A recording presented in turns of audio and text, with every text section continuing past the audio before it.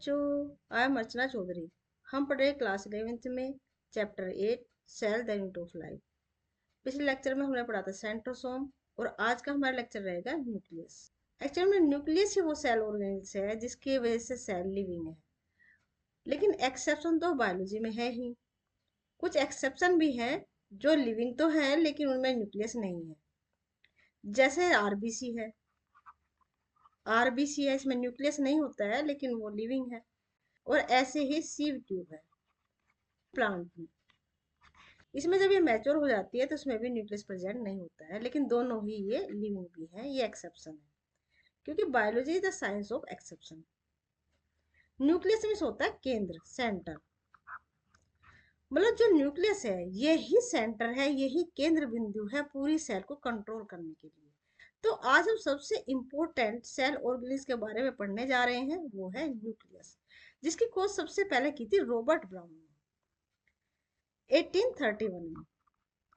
जबकि आपको पता है 1665 में सेल की डिस्कवरी की गई थी।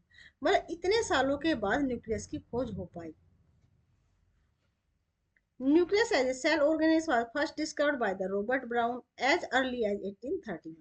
मतलब 1831 में रॉबर्ट ब्राउन ने इसकी डिस्कवरी की थी। Later the material of the nucleus stained by the basic dye was given the name chromatin by Fleming.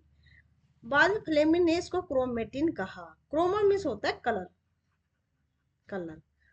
और जो टिन है ना, ये वर्ड यूज होता है थ्रेड के लिए। बायोलॉजी में टिन वर्ड जहाँ पे भी आता है उसको यूज करते हैं थ्रेड के रूप में, ठीक है ना। मतलब कलरफुल धागे नुमा जो स्ट्रक्चर है उसको क्रोमेटिन नाम दिया फ्लेमिंग ने, क्योंकि न्यूक्लियस को स्टेन करने के बाद इसको बेसिक डाई से क्यों स्टेन करते हैं, क्योंकि जो न्यूक्लियस है उसमें प्रेजेंट होता है डीएनए, और डीएनए मतलब डीऑक्सी न्यूक्लिक एसिड, मतलब वो एसिड से बनी हुई रचना है। तो इसीलिए वो बेसिक जो डाई है ना उसी से कलर होगा। एसिड बेस से ज्यादा रिएक्ट करेगा, बेसिक एसिड से ज्यादा रिएक्ट करेगा, ठीक है। और वो थे एसिटोकार्मीन थे, जैसे एसिटोकार्मीन, हिमेटोजाइलिन।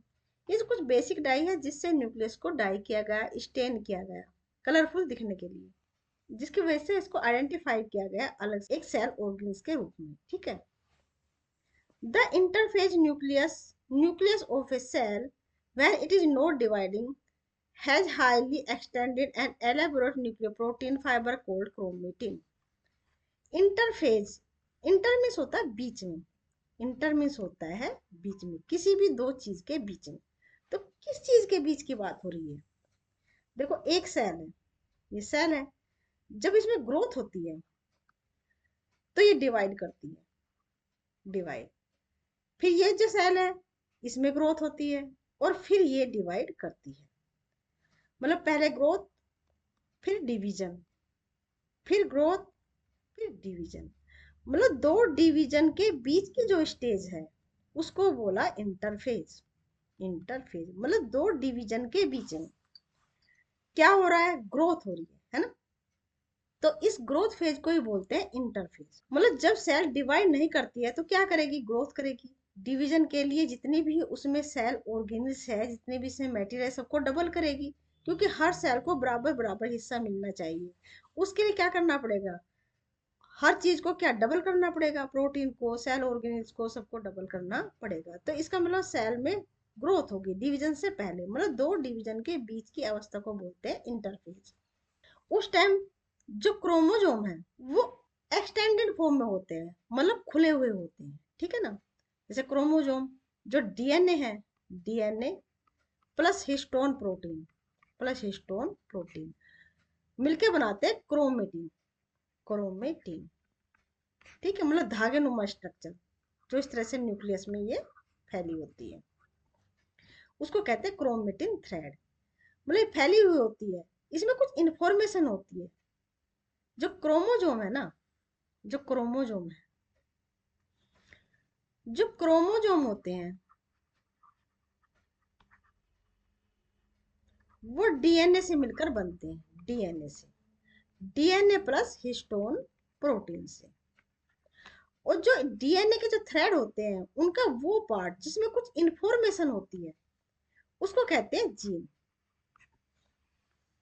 तो जो सेल है, तो जो न्यूक्लियस है, डिवीजन से पहले इसमें जो क्रोमोजोम में थ्रेड लाइक स्ट्रक्चर मिलते हैं। क्यों मिलते हैं? क्योंकि ये जो क्रोमोजोम है ना, खुले हुए होते हैं, ताकि उसमें जो इंफॉर्मेशन छुपी है जीन के रूप में, जो इंफॉर्मेशन है, क्या प्रोटीन बनानी है, क्या करना है, वो सब कुछ पहले से पढ़ा जा सके, उसी के अनुरूप काम हो सके, इसलिए वो अपने आप को खोल के रखते हैं, है ना।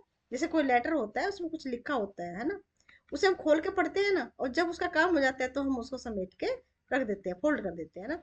लेकिन क्या फोल्ड लेटर को पढ़ सकते हैं? नहीं पढ़ सकते ना। इसी तरह से जो क्रोमेटिन थ्रेड है ना, ये खुले हुए होते हैं, ताकि इसमें जो इंफॉर्मेशन छुपी है उसे पढ़ा जा सके, मतलब क्या बनाना है, क्या प्रोटीन बनानी है, किस तरह से डुप्लीकेशन होना है क्रोमोसोम का, ठीक है ना, ये सब कुछ। तो सेल डिवीजन से पहले खुला होता है, लेकिन जब सेल डिवाइड करनी होती है तो ये अपने आप को शॉर्टर फॉर्म में कर लेते हैं, बहुत शॉर्ट कर लेते हैं ना, तो उसको बोलते हैं क्रोमोजोम। क्रोमोजोम मतलब जो ये क्रोमेटिन थ्रेड लाइक स्ट्रक्चर है, जब ये अपने आप को बहुत ज्यादा शॉर्ट कर लेते हैं ड्यूरिंग द सेल डिवीजन, तब इनको क्रोमोजोम कहते हैं। Nuclear matrix and one or more spherical bodies called nucleoli singular nucleolus are also present near in the chromosome thread। मतलब हर न्यूक्लियस में एक न्यूक्लियोलस भी जरूर होता है। तो एक सेल में एक न्यूक्लियोलस होता है। ये है एनिमल सेल। इसमें हम सब कुछ पढ़ चुके हैं, plasma membrane, centriole, lysosome, ribosome, mitochondria, rough endoplasmic reticulum, cytoplasm, nucleus, ये न्यूक्लियस है सेंटर में, nucleolus, nuclear envelope, smooth endoplasmic reticulum, cytoskeleton, Golgi apparatus. मतलब देख के अब हमें अलग से नहीं लग रहा ना, सब कुछ जानते हैं, है ना। तो ये हम सब पढ़ चुके हैं, और आज हम ये पढ़ रहे हैं न्यूक्लियस। तो पहले हम न्यूक्लियस के एक आउटलाइन बनाते हैं अपने आप से, है ना। ये है न्यूक्लियस, बना लेते हैं। ये है न्यूक्लियस, डबल मेम्ब्रेन होती है ना। और किस में होती है डबल मेम्ब्रेन? क्लोरोप्लास्ट और माइटोकॉन्ड्रिया में, ठीक है ना। ये है डबल मेम्ब्रेन, और इसमें ये पोर मिलते हैं, इसीलिए ना ये मैंने पूरा नहीं बनाया, ठीक है ना। ये पोर मिलते हैं, इनको बोलते हैं nuclear pore.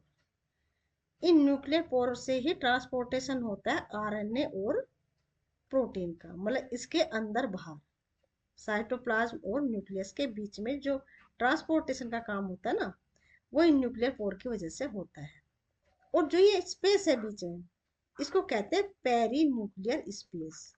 Perinuclear space, peri में होता है चारों तरफ, न्यूक्लियस के चारों तरफ जो स्पेस है उसको कहते हैं पेरी न्यूक्लियर स्पेस। ये होती है आउटर मेम्ब्रेन, आउटर मेम्ब्रेन। ये होती है इनर मेम्ब्रेन,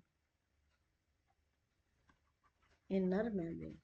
और जो ये आउटर मेम्ब्रेन है ना, इससे ही कुछ इस तरह से एंडोप्लाज्मिक रेटिकुलम जो है जुड़ी होती है, एंडोप्लाज्मिक रेटिकुलम, इसको कहते हैं एंडोप्लाज्मिक रेटिकुलम। और आउटर सरफेस पे कुछ ये राइबोसोम अटैच होते हैं, ठीक है ना। आउटर सरफेस पे भी है, जो एंडोप्लाज्मिक रेटिकुलम है ना, उस पे भी ये राइबोसोम अटैच होते हैं, ये होते हैं राइबोसोम, ठीक है। ये होता है क्रोमेटिन नेटवर्क। नेटवर्क में होता है जाल ऐसे। पर सेल्स में ये मिलता है एक न्यूक्लियोलस, न्यूक्लियोलस। और ये क्या है? क्रोमेटिन, क्रोमेटिन रेटिकुलम कह सकते हैं या नेटवर्क कह सकते हैं। रेटिकुलम में से भी होता है जाल, है ना। और ये होता है इसमें सारा न्यूक्लियोप्लाज्म, न्यूक्लियोप्लाज्म। तो हमने ये एक आउटलाइन बनाई न्यूक्लियस की, इसे एक बार देखते हैं। ये है न्यूक्लियोलस, ये एलिमेंट ऑफ एंडोप्लाज्मिक रेटिकुलम, मतलब न्यूक्लियस की ये जो आउटर मेम्ब्रेन है ना, उससे अटैच होती है ये एंडोप्लाज्मिक रेटिकुलम। उसके बाद है आउटर न्यूक्लियर मेम्ब्रेन, ये आउटर न्यूक्लियर मेम्ब्रेन, ये इनर न्यूक्लियर मेम्ब्रेन। ये होते हैं न्यूक्लियर पोर, जी न्यूक्लियर पोर। ये दोनों मेम्ब्रेन से फ्यूज होने के बाद बनते हैं, हम बना लेते हैं ये ये आउटर मेम्ब्रेन है और ये इनर मेम्ब्रेन है ना। ये जब इस यहाँ से ब्रेक होगी, मान लिया यहाँ से जब ब्रेक होगी तो ये ऐसे होगी, और दोनों मेम्ब्रेन जब ऐसे फ्यूज हो जाती है आपस में तो बन जाता है nuclear pore. Perinuclear space हमने देखा, दोनों मेम्ब्रेन के बीच में जो स्पेस है उसे बोलते हैं पेरी न्यूक्लियर स्पेस। ये बहुत ही सिंपल होता है बेटा, पेरी मीन्स चारों ओर, न्यूक्लियस के चारों ओर जो स्पेस है वो perinuclear space. Nucleoplasm, nucleus के अंदर जो प्लाज्म है उसे बोला न्यूक्लियोप्लाज्म। 80s राइबोसोम, ये 80s राइबोसोम है। ये जो यूकैरियोटिक सेल होती है ना उसमें 80s टाइप के राइबोसोम ही मिलते हैं, राइबोसोम। टू टाइप के होते हैं ना, एक 70s होता है और एक 80s होता है। ये मिलता है प्रोकैरियोट से, और कहाँ मिलता है, क्लोरोप्लास्ट और माइटोकॉन्ड्रिया में। Very good. और जो ये 80s है बाकी सिर्फ यूकैरियोटिक सेल में मिलता है, ठीक है ना। जैसे न्यूक्लियस है उसका साइटोप्लाज्म है, एंडोप्लाज्मिक रेटिकुलम से जो अटैच है वो सब क्या होते हैं, 80s टाइप के राइबोसोम होते हैं। फिर यह है क्रोमेटिन रेटिकुलम, रेटिकुलम मीन्स होता है जाल। और फिर ये है न्यूक्लियर लेमिना। न्यूक्लियर लेमिना बोलते हैं जो इनर मेम्ब्रेन है ना उसके चारों तरफ एक इलेक्ट्रॉन डेंस एरिया होता है छोटा सा, इसको बोलते हैं न्यूक्लियर लेमिना, ठीक है ना। ये जो है ना, जो न्यूक्लियस है उसको सिर्फ प्रोवाइड करता है, मतलब रेजिडिटी प्रोवाइड करता है, ठीक है। इस ये काम होता है न्यूक्लियर लेमिना का। तो फिर हम लौटते हैं एनसीईआरटी पे, आगे हमारी NCERT. Electron microscope has revealed that the nuclear envelope, which consists of two parallel membranes with a space between 10 to 50 nanometer, called the perinuclear space। जो perinuclear space है ना, ये perinuclear जो space होता है वो 10 से 50 नैनोमीटर, नैनो मतलब क्या होता है, 10⁻⁹, ठीक है। नैनोमीटर इसका स्पेस होता है। ये है जो इलेक्ट्रॉन माइक्रोस्कोप के अंदर जो देखी गई ना, ये वो स्ट्रक्चर है, ठीक है। ये न्यूक्लियस है, ये जो डार्क से दिखाई दे रहा है, और इसके अंदर ये है न्यूक्लियोप्लाज्म, ये है न्यूक्लियर पोर, और ये है न्यूक्लियर मेम्ब्रेन, दोनों, ठीक है ना, आउटर और इनर। और जो ये दिख रहे हैं ना, ये है क्रोमेटिन थ्रेड जिसकी लेबलिंग नहीं की गई है, ठीक है। जो न्यूक्लियर स्पेस है वो बनाता है form A barrier between the material present inside the nucleus and that of the cytoplasm. जो पेरी न्यूक्लियर स्पेस है तो वो एक बैरियर बनाता है साइटोप्लाज्म और न्यूक्लियोप्लाज्म के बीच में। ये जो न्यूक्लियर मेम्ब्रेन है यही तो एक्चुअल सेपरेट करती है साइटोप्लाज्म को न्यूक्लियोप्लाज्म से, है ना। अगर ये मेम्ब्रेन ना हो तो सेपरेशन कैसा होगा, तो जो मेम्ब्रेन है इसी की वजह से सेपरेशन होता है। The outer membrane usually remains continuous with the endoplasmic reticulum। जो ये मेम्ब्रेन है आउटर, ये जो है एंडोप्लाज्मिक रेटिकुलम से कॉन्टिन्यूअस करती है ना। और जो सेल डिवीजन के समय जो न्यूक्लियर मेम्ब्रेन है वो एंडोप्लाज्मिक रेटिकुलम का ही हिस्सा बन जाती है। मतलब सेल डिवीजन के समय जो ये न्यूक्लियर मेम्ब्रेन है डिसअपीयर हो जाती है, कहाँ चली जाती है, तो वो तो एंडोप्लाज्मिक रेटिकुलम का हिस्सा बन जाती है, ठीक है। And also bear ribosome on it, endoplasmic reticulum और जो आउटर मेम्ब्रेन है ना न्यूक्लियस की उस पे भी राइबोसोम अटैच होते हैं, अभी हमने देखा था। At a number of the place nuclear envelope is interrupted by the minute pore, उसको हमने देखा, उसको कहते हैं न्यूक्लियर पोर। ये ऐसे थे ना, ऐसे चारों तरफ, ये अभी देखा था हमने, है ना। ये क्या है, ये न्यूक्लियर पोर है, ऐसे ये है nuclear pour. These nuclear pores are the passage through which movement of RNA and protein molecules takes place in both directions between the nucleus and the cytoplasm।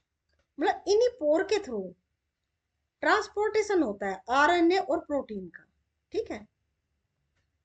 मतलब कुछ प्रोटीन जो है साइटोप्लाज्म में अंदर आती है और कुछ आरएनए जो है न्यूक्लियोप्लाज्म से बाहर साइटोप्लाज्म में आता है।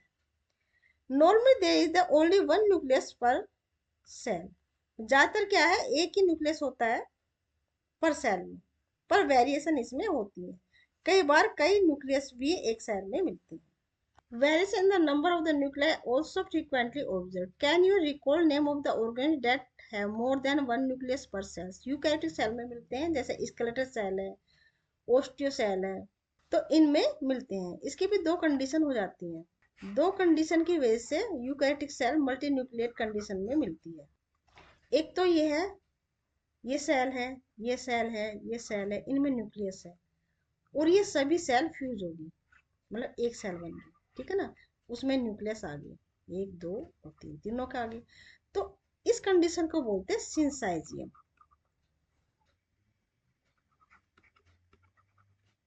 सिंसाइजियम, ठीक है। एक कंडीशन ये हो सकती है कि ये सेल है और सेल में जो न्यूक्लियस है ये डिवाइड कर रहा है, ठीक है। एक से दो, दो से चार, चार से आठ, है ना। इसको कहते हैं सीनोसाइटिक, सीनोसाइटिक कंडीशन। तो दो कंडीशन की वजह से मल्टी न्यूक्लियर सेल हो जाती है। Some mature cells even lack nucleus, मतलब न्यूक्लियस नहीं मिलता है। मैंने ये पहले बताया था, इरिथ्रोसाइट बोलते हैं आरबीसी को, आरबीसी को। ये बी है ना, अच्छे से इससे लिखा नहीं जाता। Many mammals and sieve tube, sieve tube मिलती है फ्लोएम में, है ना, कंडक्शन ऑफ फूड का काम करती है। सेल ऑफ वेस्कुलर प्लांट, है ना, वेस्कुलर प्लांट उनको बोलते हैं, इसमें जाइलम एंड फ्लोएम मिलते हैं जो ट्रांसपोर्टेशन का काम करते हैं। जिसमें जाइलम वाटर कंडक्शन का काम करता है, फ्लोएम ट्रांसलोकेशन ऑफ फूड का करता है, ठीक है ना। Would you consider this cell as living, लेकिन ये लिविंग होती है, ठीक है ना, विदाउट न्यूक्लियस होती है, तब भी ये लिविंग होती है।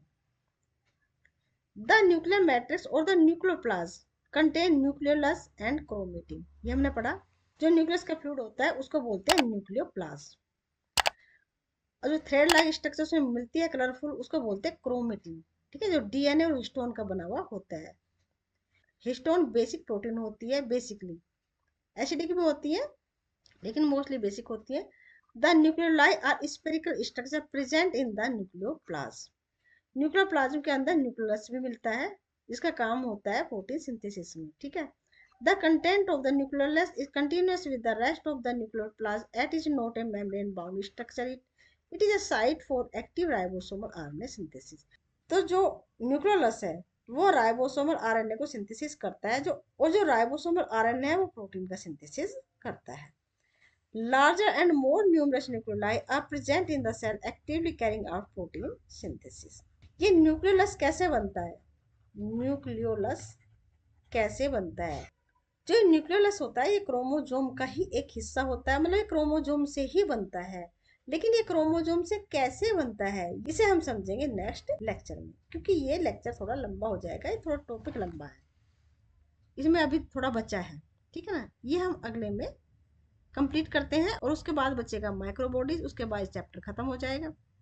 इसके बाद हम इसके कुछ क्वेश्चंस करेंगे, ठीक है बच्चों। बच्चे ये मेरा न्यू चैनल है, अगर आपको ये वीडियो पसंद आई है तो प्लीज़ सब्सक्राइब जरूर करें ताकि ये चैनल ग्रो हो सके, ठीक है बच्चों। मिलते हैं नेक्स्ट लेक्चर में, तब तक अपना ध्यान रखें, ख्याल रखें।